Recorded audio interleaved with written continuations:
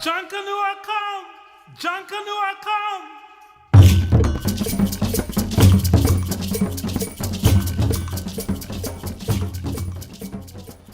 It's Christmas time, right? And we're in the house, but suddenly we hear the beating of drums and we hear music.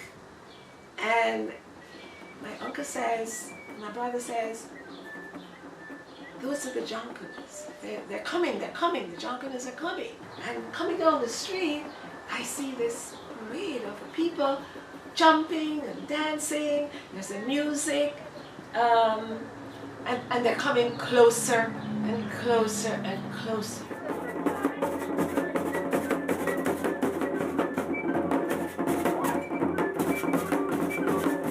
And my uncle is saying, come on, don't be afraid.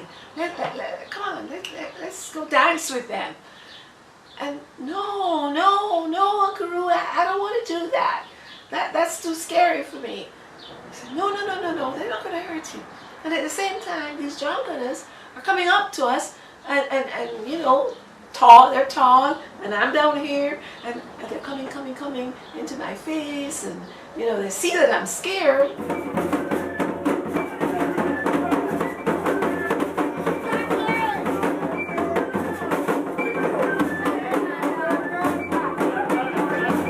I kind of try to hide behind my uncle, and he's trying to pull me out. And so I start crying because no, this is too scary for me, just too scary. So I wasn't a happy camper. Jonkanoo I come! Jonkanoo I come! It is a pleasure this evening to have everyone here. We're going to be looking at a few images. We're going to be listening to a couple of interviews. And I also want to introduce Rick Wilson, who's sitting here by me. Hey, guys. And Rick has been working with us in terms of also updating the music of Jonkanoo. Tori is going to be helping to frame a little bit her discussion in terms of the resistance aspect of culture and art being used or as a cover for resistance against oppression. I was born and raised in New Orleans, Louisiana, and we have a tradition called the Black Indians. And that's really a tradition similar to what we're talking about here, where indigenous people kind of mask themselves. In fact, in New Orleans, each year, the Black Indians engage in a year-long process called masking. And on Mardi Gras Day, they come out into the streets, into the neighborhoods, into the communities, all dressed up in this regalia. And the objective now is to look pretty and to be flamboyant. But it started as a form of resistance and as a form of kind of like hiding who you really are to get something done in your life, to move forward.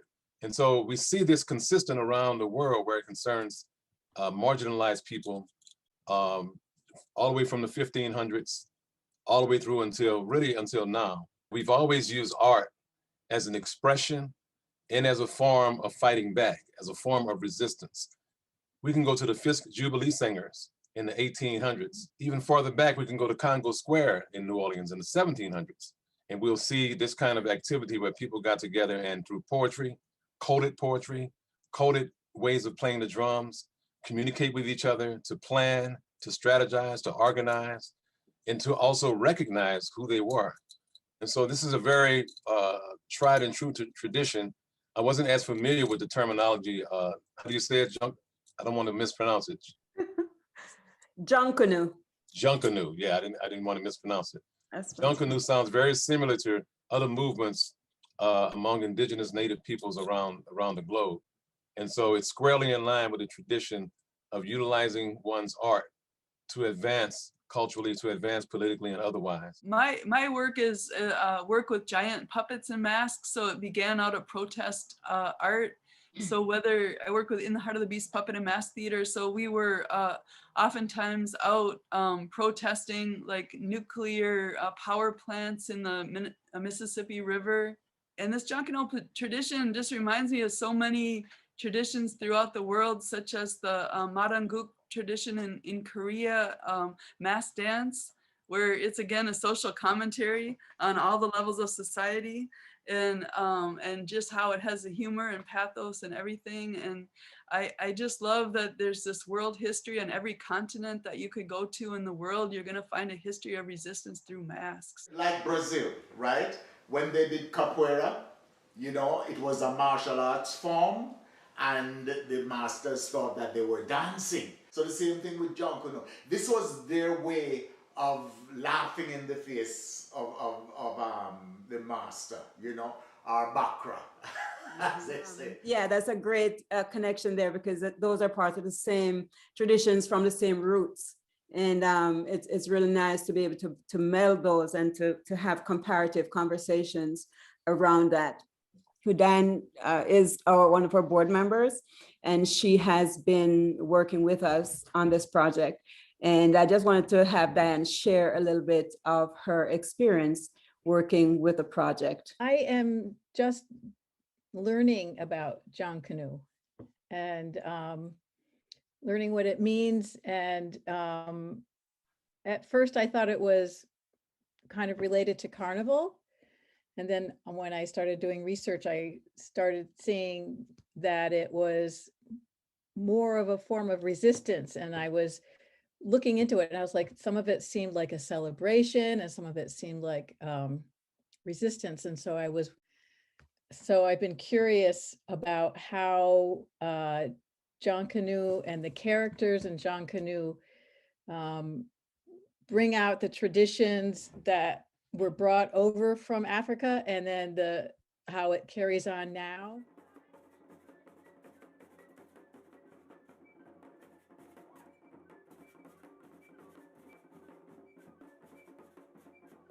There are several reasons, there are several accounts given to Jonkanoo and how it came about.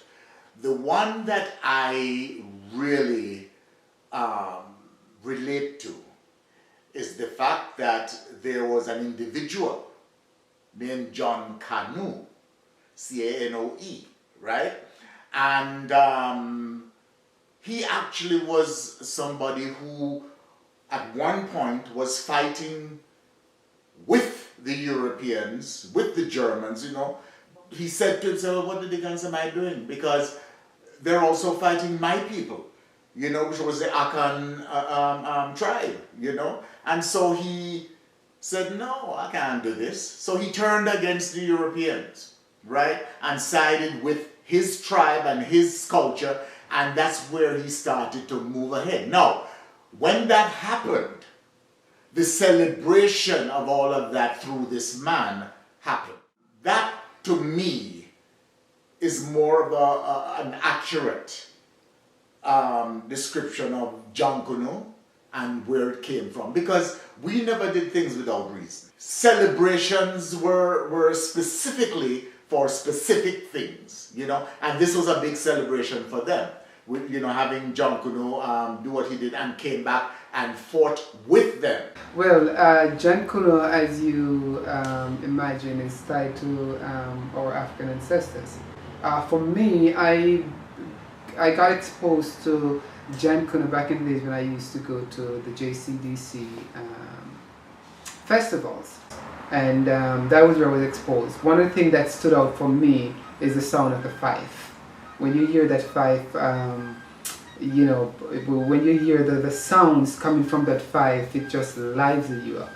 And I remember seeing the horse heads and the pregnant woman, and you know, these moves that just, it seems as if the music dictates the move, with them going around the crowd, dancing, trying to scare you. But for me, it wasn't a scare. I wasn't scared of the characters. I was more enjoying seeing the way they interact with the crowd, and when that music gets into your bones, so to speak, you get so excited, you feel like you want to join in. So it wasn't the scare factor for me. It's more about the culture and how unique that part of the culture is, and what more is needed to kind of expose more young adults and young kids to the art form or to the traditional form, so to speak?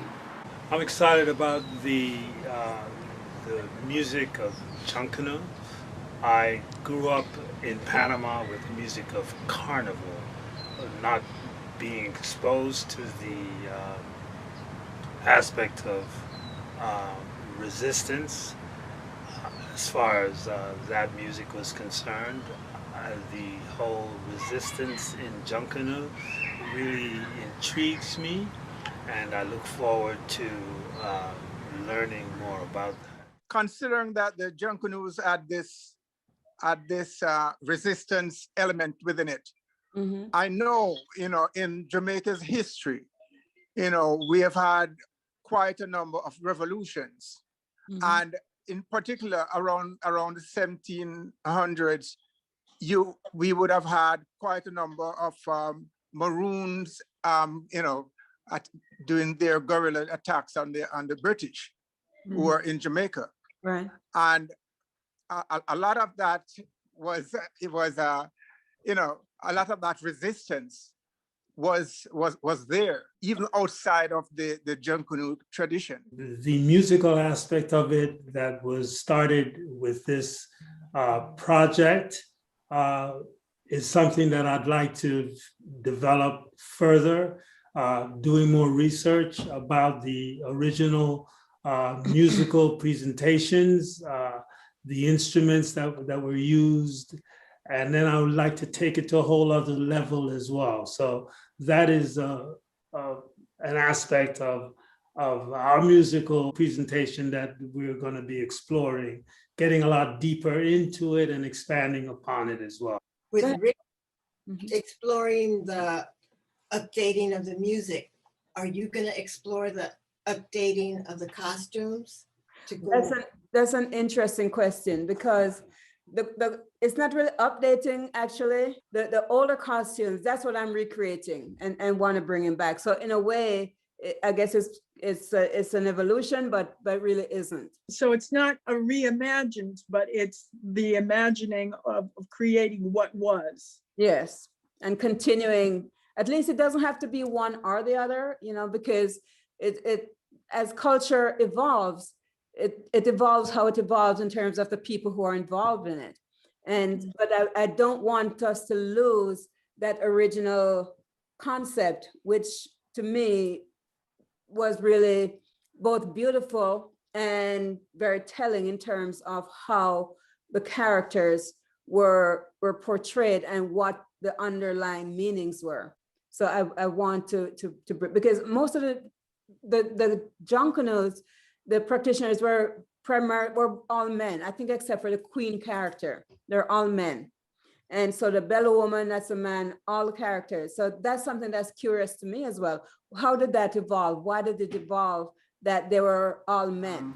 If you've ever been to a revivalist church, the main component here is the drum.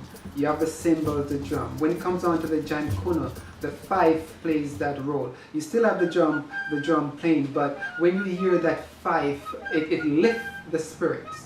And that there's just that thing about the fife, the way it's moved. It's almost synonymous with the a bang. Like when wherever you are, you hear that a bang that is blown. You know that is the bang. It's the same type of feeling you get when you're around the Jonkanoo masqueraders, and the fife. It's like the conductor conducting an orchestra. Once the fife goes, then expect what's coming. You'll see the masqueraders. It's just that euphoria. It's a different feeling that it's difficult to explain, but better to experience. Well, we know that the fife in Jonkanoo is an important instrument, and so I wanted to make sure we included that. Recognizing that the African drum, that the rhythm was at the foundation of it, made it a little easier. Drums have been a part of our musical presentation. By our, meaning Manville's musical presentation, but we used many of the drum flavors, like the djembe, which is an African drum that's been around for years. We use the dun, a lower sounding drum, a bass drum that was incorporated as well to duplicate the sound of the rhythmic sound that I was hearing. My introduction to Jonkanoo was with you last year. And it was so exciting to hear about this because it's, being a Jamaican, however, not having been born in Jamaica, but being first generation United States, I've missed a lot of my cultural history. So to be able to have been in that workshop with you and to work on making the masks and to hear more about the history and how it affected families and children, and it was a celebration and something that we should all be really very proud of, and more so because of the resistance factor. I think that was something that my parents and relatives always took pride in, the fact that in Jamaica, the slaves were really very aggressive and were, all about freedom. And I was told that I have relatives that are Maroons that live in the mountains. There's been such a gap in our cultural history. And so anytime that I can learn something new that connects me to where my ancestors are from, it is it's so wonderful. And I'm so happy that you've taken this on and are sharing this information. Marie was the first person to introduce me to Jonkanoo, and working on this project has expanded my knowledge of the tradition and its origin and Ghana and coming over.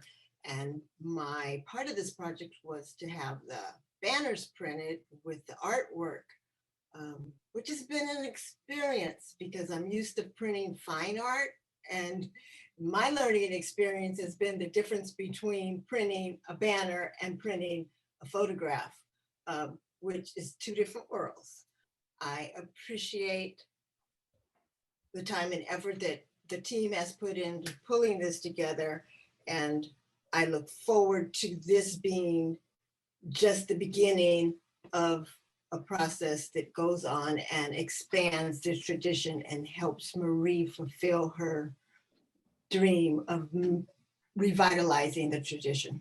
As a child, I used to look forward to the Jonkanoo, right? The whole celebration. Boxing Day is when they had the Jonkanoo celebration more time. And it wasn't all around the island, but where I was, I remember I used to run from the horse head. And it's not the head, it's because the horse head man used to kick like a horse, So him come after you and then him turn around and kick and kick. So I used to love run from the horse head, him and the devil. The devil character represents not only the massa, the master, but also represents the whole system of slavery. The devil is always, he has a pitchfork and he's always like poking and going after people, especially trying to scare kids. But that is also a part of the characterization of that devilness in slavery, that devilness within that whole system.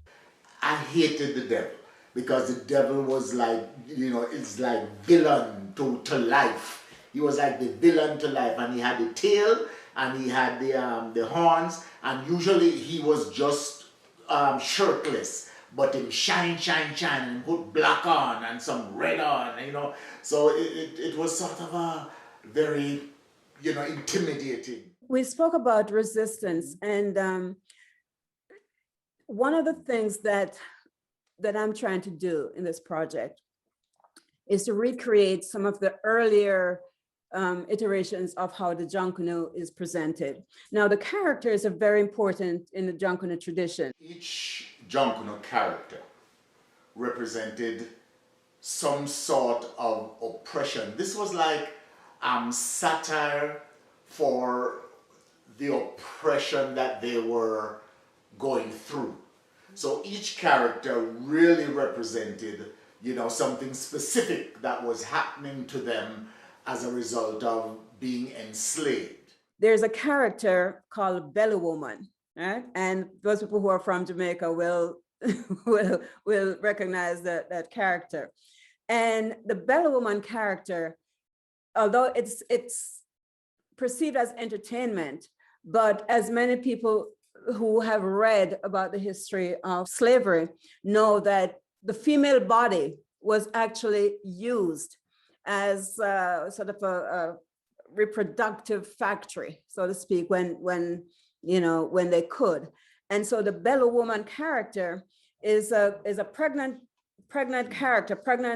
woman who she uses the belly, the pregnancy, and she dances with the music and rotates the pregnancy rotates, you know, to the sound of the music.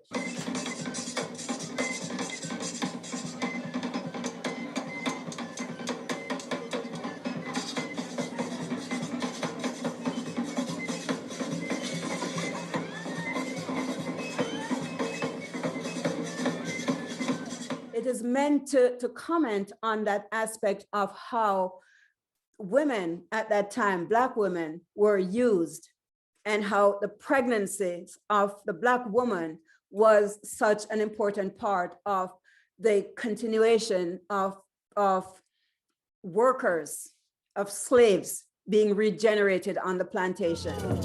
Hey, belly woman, how you get so? Hey, belly woman, how you get so? What's the butcher's there? Jonkanoo, come forget you. Jonkanoo. Each character represented, you know, especially the actor boy for me. An actor boy used to be so proper, and he spoke eloquently and articulate, and I used to love just watching and waiting to see what he was going to get into, right? If it was some Shakespeare or, you know, just some wonderful poetry that he would do. You know, it's what we would have become had our history not been interrupted. That was a definite statement that, hey, I can be as eloquent as you. You know, I can be all of that. The spectacle to me was someone being inside a big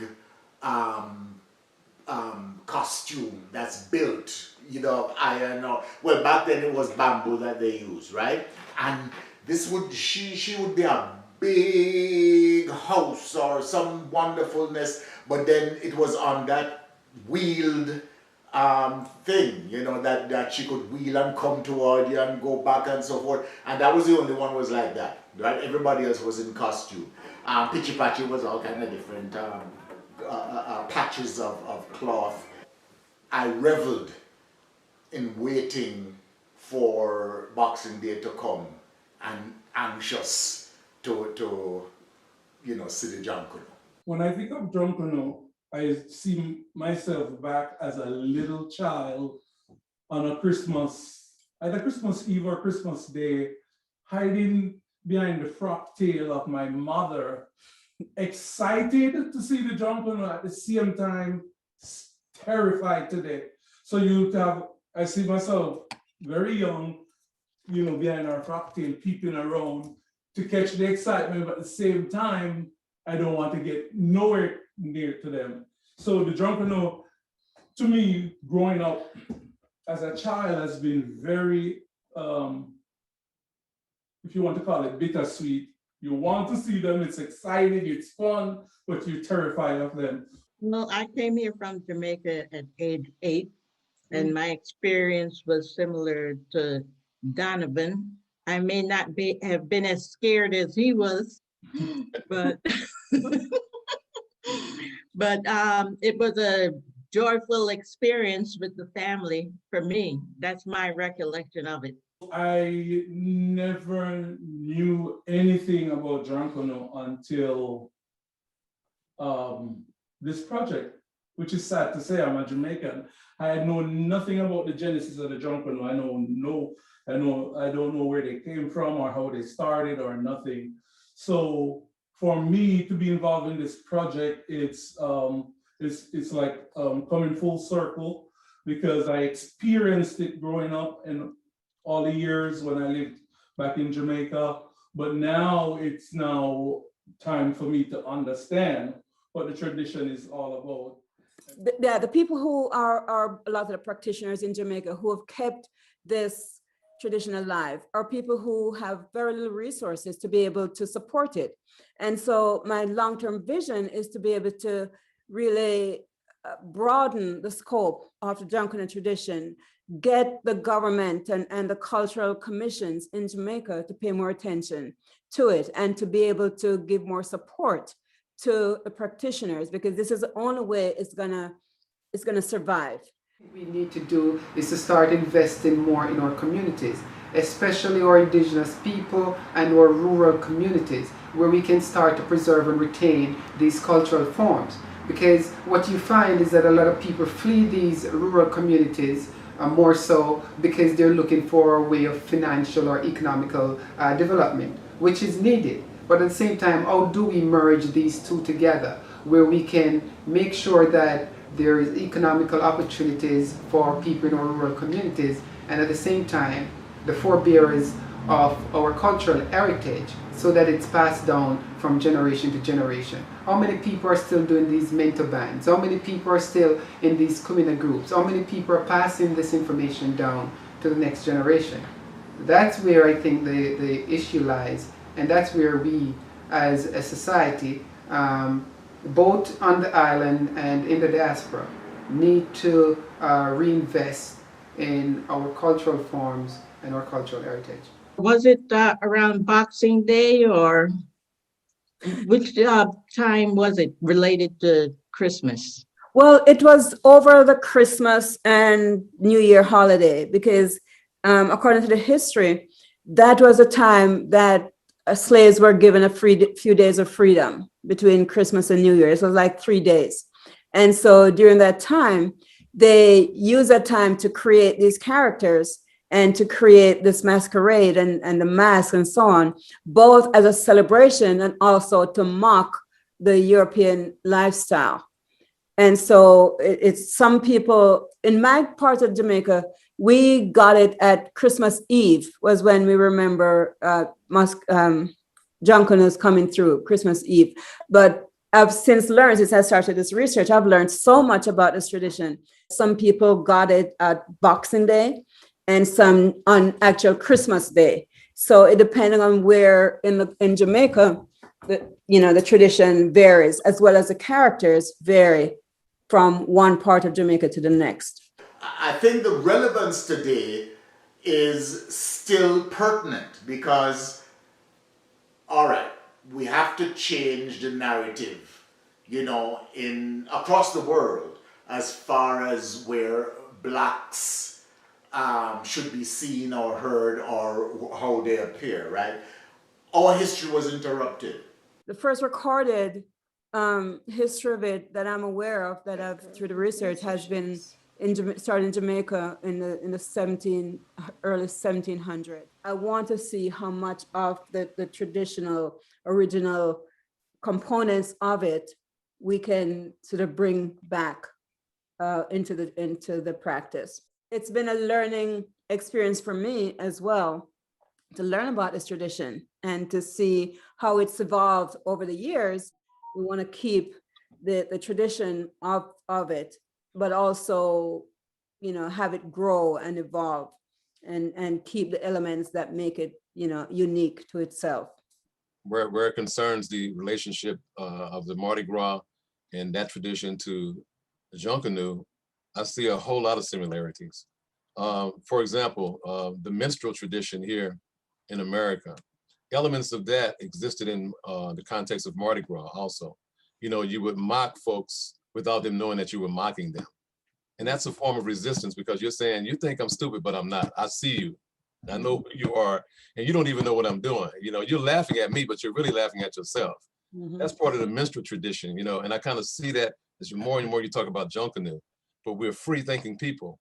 We know how to express ourselves. We know how to get around situations. We smile when we don't necessarily want to smile, but we do it because we need to survive and take care of our children and take care of our communities. And I see that in Mardi Gras, all the way, that thread all the way going back from the 1800s all the way up until now. I was looking at the website for the one in the Carolinas, and it's called the Gullah Geechee Junkaroo. Gullah Geechee Jonkanoo. Jonkanoo, yes. That's Jonkanoo.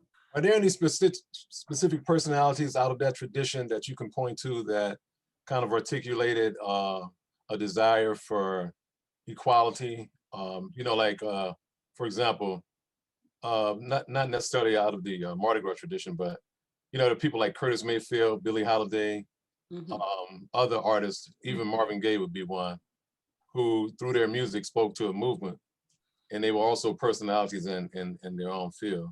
Is there any personalities like that come out of that tradition that you're aware of? Any leaders that you could point to? Would Bob Marley be one, Marie?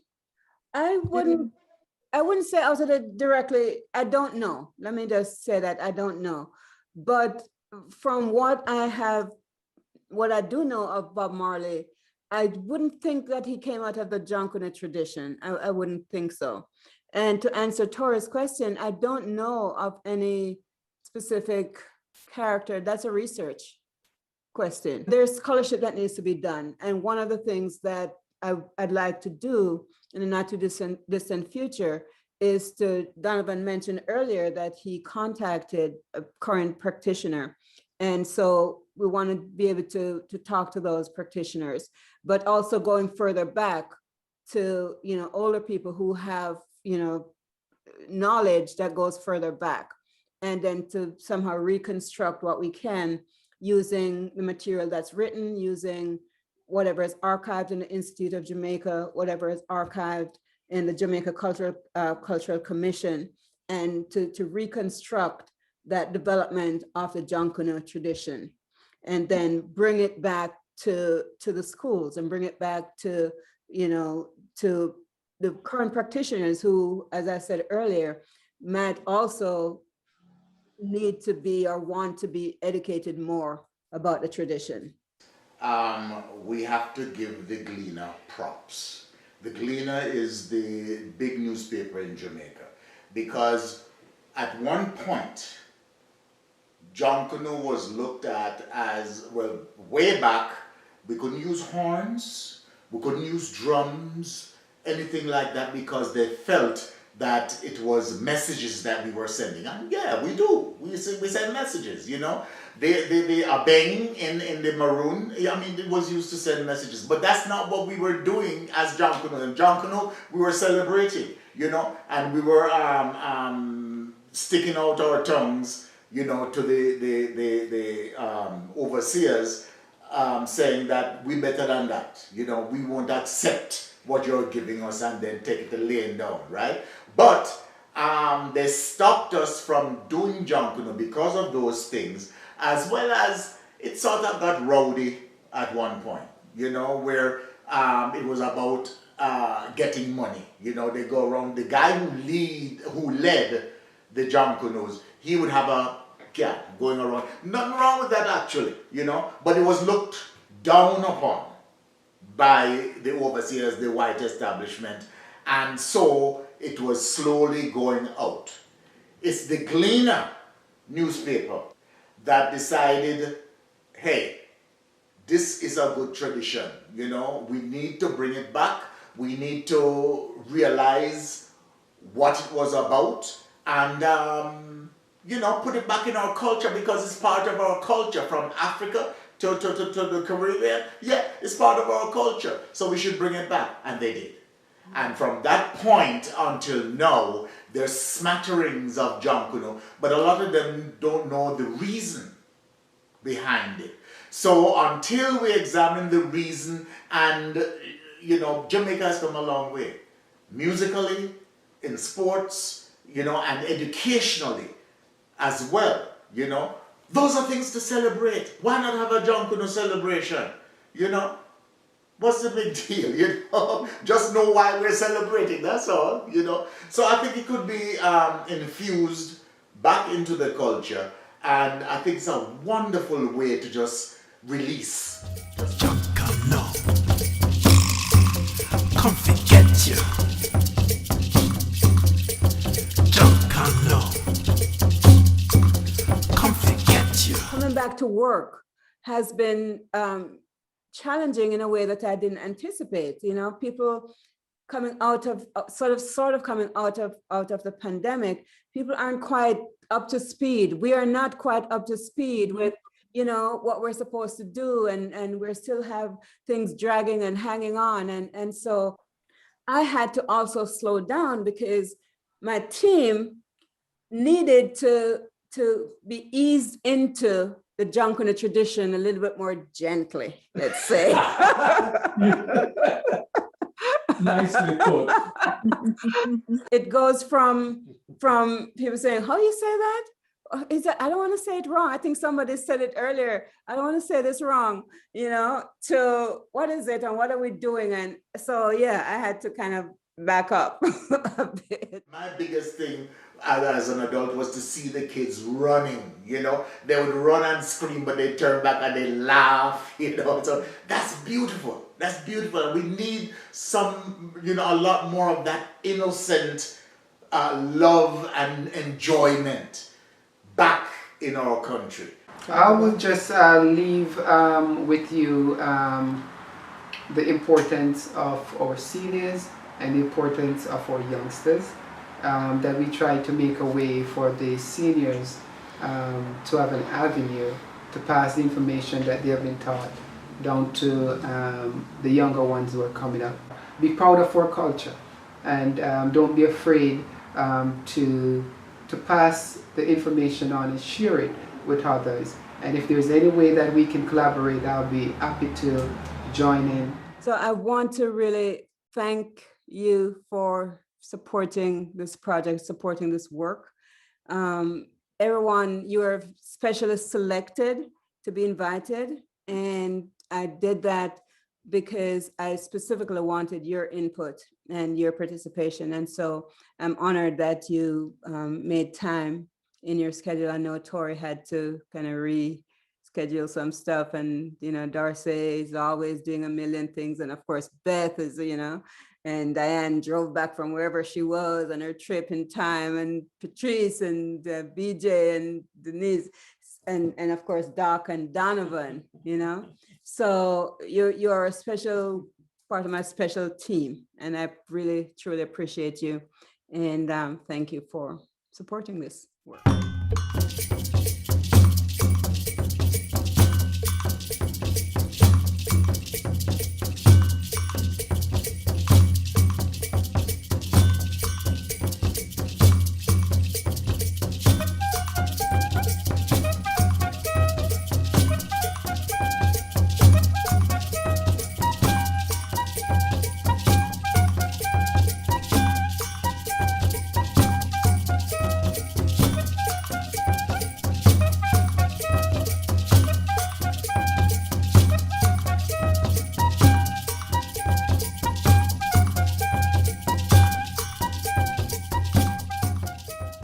Jonkanoo, come! Jonkanoo, come!